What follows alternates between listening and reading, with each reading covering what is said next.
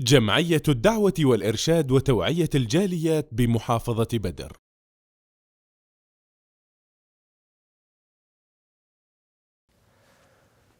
আসসালামু আলাইকুম রহমতুল্লাহি ওবারাকাতুহু। সুপ্রিয় দর্শক ও শ্রোতা বন্ধুগণ, আল মুফলিস অর্থাৎ দেউলিয়া নিঃস্ব। দেউলিয়া নিঃস্ব কারা? যদি প্রশ্ন করা হয় সকলেই বলবেন যার কোনো অর্থকড়ি নেই, সম্পদ নেই, জমি জেরাত কিছু নেই, চেয়ে মেঘে খায়, ভিক্ষাবৃত্তি করে খায়, এরা হলো দেউলিয়া নিঃস্ব। এটি আমরা বুঝি। রাসূল সাল্লাল্লাহু আলাইহি সাল্লাম একদিন সাহাবীদেরকে জিজ্ঞাসা করলেন, মাল মুফলিস অর্থাৎ দেউলিয়া নিঃস্ব কে?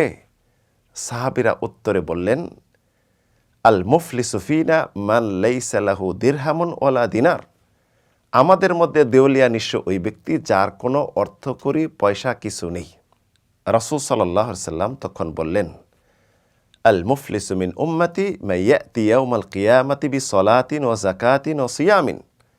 আমার উম্মতের মধ্যে দেউলিয়া নিঃস্ব ওই ব্যক্তি যে কিয়ামতের দিন আসবে নামাজ, রোজা, যাকাত আরও অনেক ইবাদত নিয়ে, কিন্তু ইয়াতি ওয়া কাদ শাতামা হাদা ওয়া কাযাফা হাদা ওয়া আকালা মালা হাদা ওয়া সাফাকা দামা হাদা ওয়া দরাবা হাদা। আমলও নিয়ে আসবে, সাথে সাথে নিয়ে আসবে এই সমস্ত অপরাধ।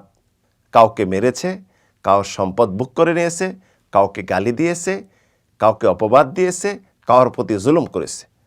ফায়ুতা হাদা মিন হাসানাতিহি ওয়া হাদা মিন হাসানাতিহি। তখন আল্লাহ রাব্বুল আলামিন কি করবেন? যেটি আমল নিয়ে আসছিল, আমল থেকে যাকে যাকে গালি দিয়েছে, যার সাথে অপরাধ করেছে, যার সম্পদ বক্ষণ করে নিয়েছে, অপবাদ দিয়েছে, তাকে তার এই মৌলিক সম্পদ, তার সওয়াবগুলি ভাগ করে দিয়ে দিবেন। ফাইন ফুনিয়াত হাসানাতুহু কাবলা মা ইউকদা আলাই। দেখা যাবে তার সওয়াব যা আছে সব শেষ হয়ে গেছে, কিন্তু আরও প্রাপ্য রয়ে গেছে। সুম্মা উখিদা খাতায়াহুম সুম্মা তুরিহাত আলাই ওয়া তুরিহা ফিন্নার। পরবর্তী ওই প্রাপ্য যাদের প্রতি জুলুম করেছিল ওদের পাপগুলি তার উপর চাপিয়ে দিয়ে তাকে জাহান্নামে নিক্ষেপ করা হবে, নাউজুবিল্লাহ। আমরা যদি ইহকালে কারোর প্রতি জুলুম করে থাকি, অন্যায়ভাবে কারোর প্রতি জুলুম করে সম্পদ বক্ষণ করে থাকি, ঋণ নিয়ে থাকি, এই দুনিয়াতেই শেষ করুন। তার কাছে ক্ষমাপ্রার্থী হন, দুনিয়াতে আদায় করুন। কিয়ামতের দিন আদায় করার আর কোনো সুযোগ নেই। রাসূল সাল্লাল্লাহু আলাইহি ওয়াসাল্লাম ইরশাদ করেছেন, মান মাতা আলাইহি দিনারুন আও দিরহাম কাদা মিন হাসানাতিহি। কেউ যদি কোনো সম্পদ ঋণ করলো, অর্থকড়ি, তার সওয়াব থেকে তাকে আদায় করে দেওয়া হবে। লাইসা থাম্মা দিনার ওয়ালা দিরহাম। কেননা কিয়ামতের দিন কোনো সম্পদ থাকবে না আমল ছাড়া। আল্লাহ রাব্বুল আলামিন কিয়ামতের দিন পরিপূর্ণ হিসাব নিবেন এবং হিসাব সম্পন্ন করবেন, কারোর প্রতি জুলুম করবেন না। আল ইয়াউমা তুজজা কুল্লু নাফসিন বিমা কাসাবাত লা যুলমাল ইয়াউম। আজ কিয়ামতের দিন আমি প্রত্যেককে তার বিনিময় পরিপূর্ণভাবে দিব, কারোর প্রতি জুলুম করা হবে না। ইন্নাল্লাহা সারিউল হিসাব। নিশ্চয়ই আল্লাহ রাব্বুল আলামিন দ্রুত হিসাব সম্পন্নকারী।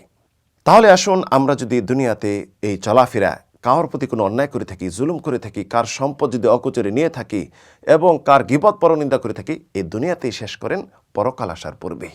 তাহলে হতে পারে আল্লাহ রাব্বুল আলামিন আপনাকে ক্ষমা করে দেবেন।